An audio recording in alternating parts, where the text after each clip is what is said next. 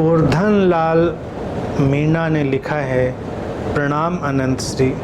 साधना में गहरे बढ़ने से एक अलग तरह की बेचैनी महसूस हो रही है। दोनों तरफ खिंचाव महसूस हो रहा है। कृपया मार्गदर्शन करें।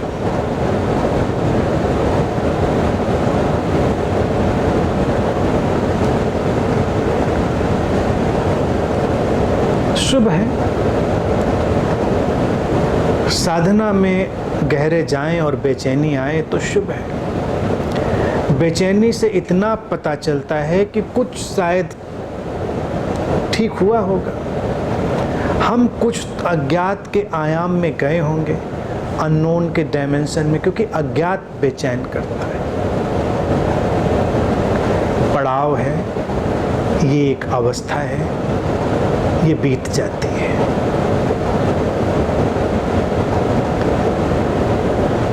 अंतर यात्रा बहिर यात्रा की एक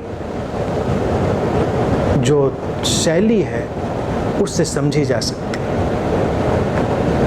तुम अपना घर छोड़ते हो, किसी सफ़र पे निकलते हो, किसी मंजिल पर। अगर तुम्हारी मंजिल बिल्कुल जानी पहचानी है तो तुम थोड़े आश्वस्त रहते हो, और तुम कल्पना करो तुम घर से सफ़र पे तो निकल गए, लेकिन मंजिल अभी बिल्कुल पहचानी हुई नहीं है, तो थोड़ी बेचैनी होती है, थोड़ा अपरूटेड होने की, उखड़ने की भावना आती है। लेकिन जैसे जैसे तुम मंजिल के नज़दीक पहुंचोगे, बेचैनी जाएगी और फिर ठहराव आएगा। जैसे सागर में तुमने एक नाव खोली हो, किनारा छूटा है और दूसरी तरफ तुम जा रहे हो। कौन सा द्वीप है राह में तुमको नहीं पता, कहीं पहुंचना है नहीं पता, कौन जाने नाव जाएगी कि डूबेगी। लेकिन फिर तुमको एक द्वीप दिखाई दे, नाव वहाँ पर तुम फिर बांध पाओ, उतर पाओ, तो जो किनारा छोड़ने की बेचैनी थी वो विदा होगी, तुम ठहरोगे। तो साधना भी ऐसे ही किनारा छोड़ना है।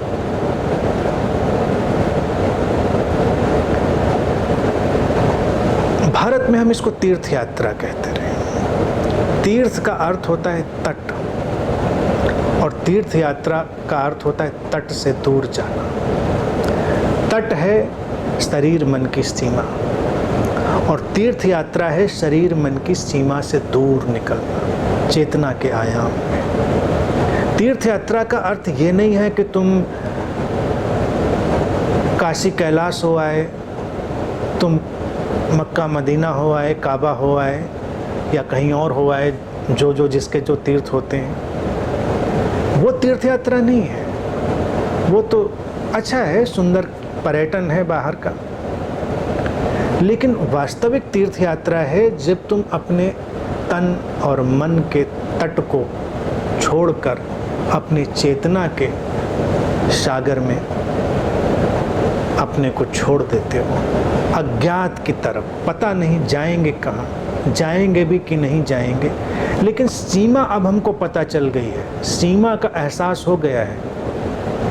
तो सीमा का एहसास ही हमको ज़्यादा देर सीमा में टिकने नहीं देगा, हम छूट गए उससे।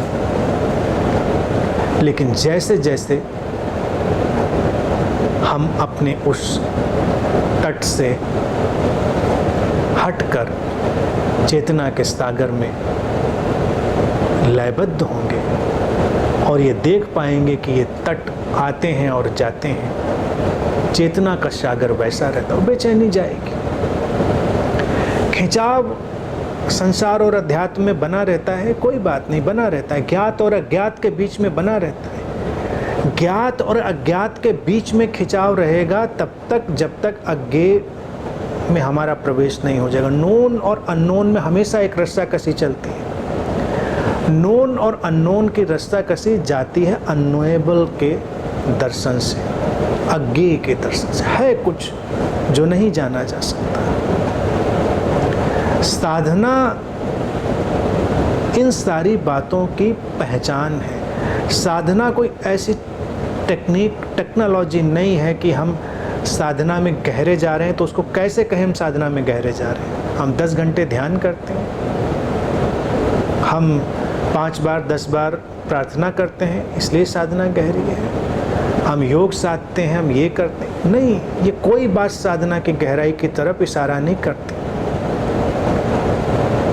साधना की तरफ गहराई बढ़ती है जब हम अपने इस शरीर और मन की सीमा को, इसकी क्षणभंगुरता को पहचान लेते हैं और जान लेते हैं कि ये उसी अस्तित्व से रचा गया है, उसी की अभिव्यक्ति है। जिस दिन हम ये पहचानते हैं कि उसी चेतना ने रचा है ये शरीर मन, उसी स्रोत से प्रकट हुई है ये अभिव्यक्ति, तो हमारी तीर्थ यात्रा शुरू हो जाती है।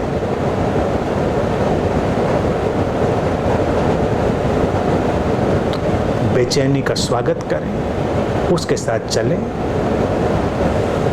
चलते रहेंगे, एक बिंदु पर वो विलीन होगी, उस बिंदु की प्रतीक्षा करें और उस बिंदु की प्रतीक्षा जहाँ पर तट से छूटने की बेचैनी जाती है उसी को हम प्रार्थना कहते हैं। प्रार्थना का एक ही अर्थ है, हम जीवन के अज्ञात प्रवाह को अब स्वीकार करते हैं, जीवन की अनिश्चितता को हम स्वीकार करते हैं, तो तुम प्रार्थना करो, बस चलते रहें, चरय वेति चरय वेति।